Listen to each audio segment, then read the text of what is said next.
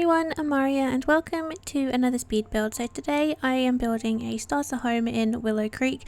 This one is in the Foundry Cove neighbourhood, so what I would consider the starter neighbourhood. Is on a 30 by 20 lot and has 2 bedrooms and 1 bathroom. I've mostly used, I think, Cottage Living and Get Together in this one, and then there is a wallpaper that I've used from Discover University, one door from Snowy Escape, and the archway you can see on the garage from Jungle Adventure. So I think I did okay for limiting my packs. So inside I have only furnished the kitchen and the bathroom. I thought I do quite a lot of furnished homes, and the starter homes that I have done have all been fully furnished, so I thought for a change I would do one that wasn't furnished just for anyone who does like to furnish the houses themselves but maybe can't be bothered or just doesn't want to do the shell or like the floor plan themselves. So that's kind of what I thought I would do with this one. This actually only took me about an hour and a half to do.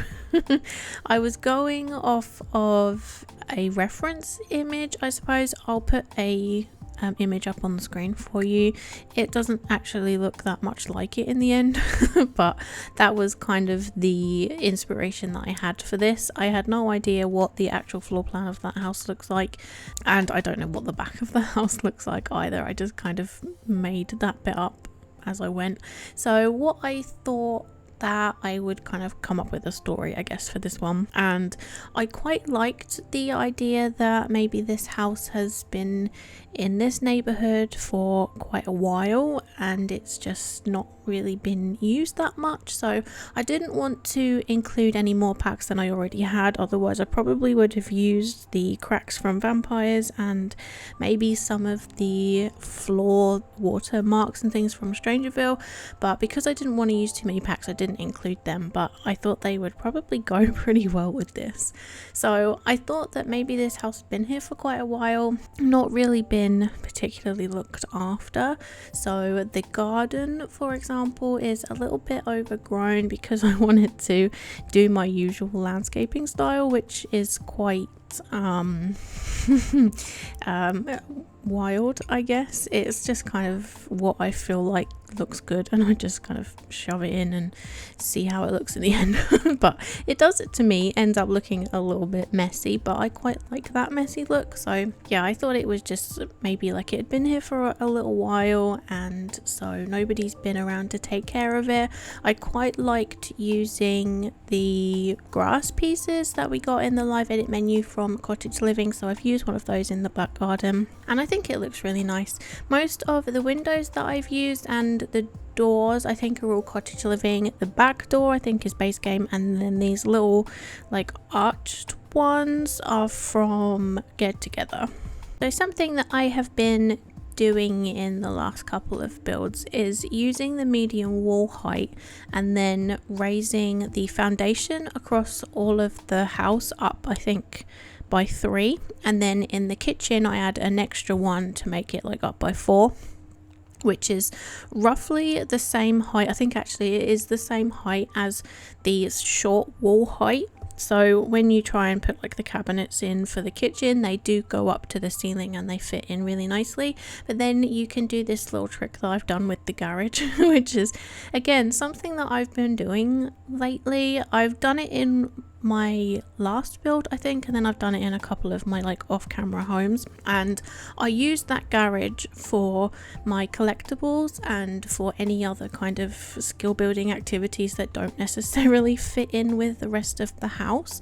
So I usually put like a woodworking table, maybe an easel, and some other bits and pieces, usually just shelving units that I put all of my Sims collectibles that they have on there, and I just quite like the look of it, especially if you're going from a floor plan that has a garage in it. Obviously we don't have cars and we're unlikely to probably get them in this game, but it's still nice, I think, especially when you are building from a floor plan. Most houses do have a garage attached to it, or something that looks like a garage attached to it that maybe you want to include, but there has no real functionality in the game, but I quite like to include it anyway and just kind of make my own functionality up. So at this point I realized I ran out of money, and I really wanted to get all of these cabinets all the way around, and it didn't happen. It wasn't gonna work. And I realized that when I raised the foundation for the kitchen up another one, it deleted my stairs in the garage. So I had more money than I thought I did, which I think is why I started going a little bit mad with the cabinets. So I do end up deleting those to put the stairs in. So there is only, I think, 2 or 3 cabinets that I've included in the end. So the rest of this video is mostly landscaping, I think, now. So I do usually speed my videos up to 8 times speed, but this one is actually only on 4 times speed because 8 times it was like 5 minutes long. And I thought that was way too short, so I thought it would be nice for a change just to slow my speed build down just a little bit. So if you were looking for a particular part that you wanted to watch, then you might actually be able to see it a little bit better. So this pathway, I did actually spend quite a long time on it, so I've cut my kind of messing around with it out. So you will be able to see in just a second what I end up going with. Most of my landscaping that I have put just outside this little tower does kind of cover it over a little bit in the end, but I think it looks really nice.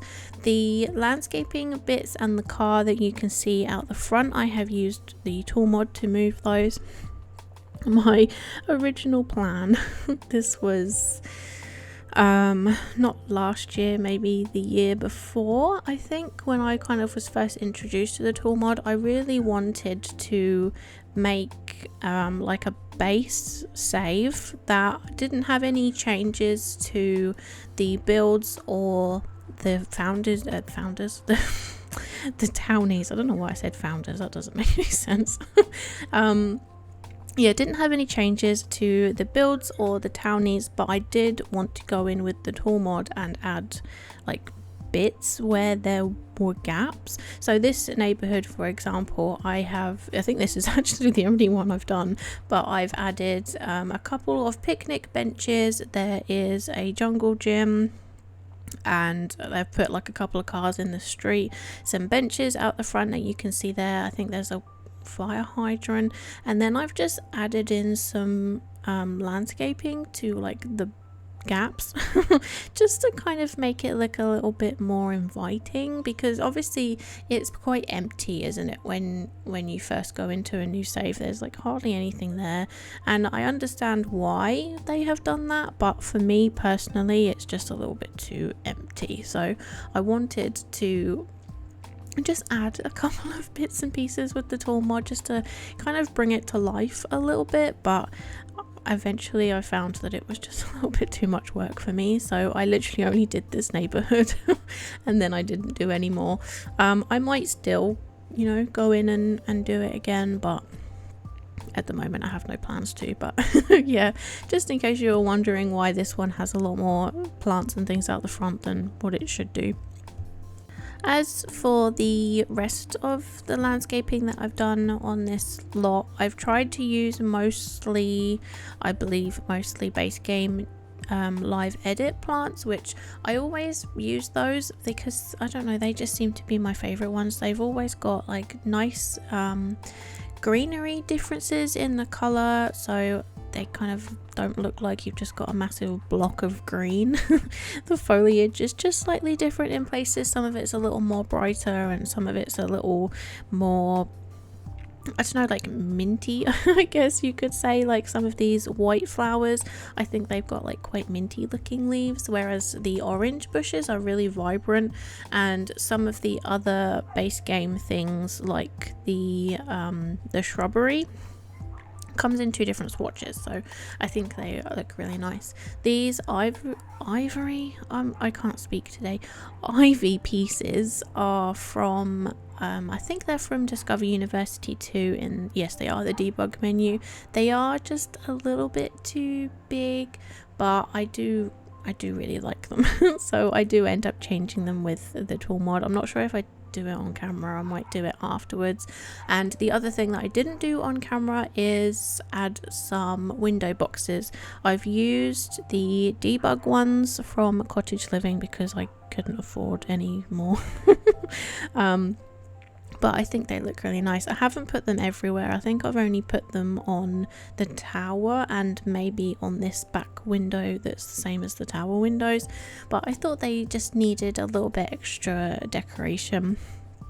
So the fencing that I have used, or the lack of fencing, is I think get together bushes, and then this is a debug gate from Cottage Living. I couldn't afford the real one and I quite liked the fact that this one looked open, so that's why I wanted to include that. I've really been enjoying adding some natural I don't know what they're called, like boundaries, I guess, instead of using actual fencing, because it looks quite boxy when you just, you know, finish off the rest of the lot with fencing. So I quite like the way that it looks when you use bushes instead, and it just gives it a little bit more of a it's more of like a natural shape, I think, when you just use bushes. So like you can see in the back garden where I've used this, I don't know what it is, a grass flower thing from Cottage Living, and I thought it just added that little bit extra kind of overgrownness to the back garden. And then I've used the terrain paint to make like a little pathway through it, so it just is a little bit windy and I quite like the look of it. The other thing I have added is a bench in this back garden, so if you are doing, like, say if you're starting from nothing then and you wanted to use this lot as a starter home, then it does technically have everything you need. It has a full kitchen, a full bathroom, and there is a bench to sleep on if you need to.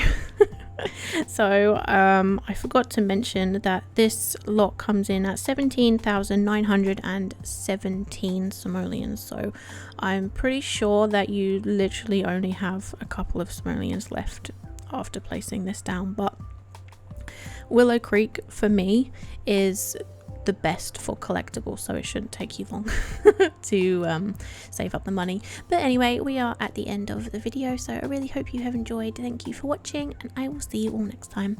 Bye everyone.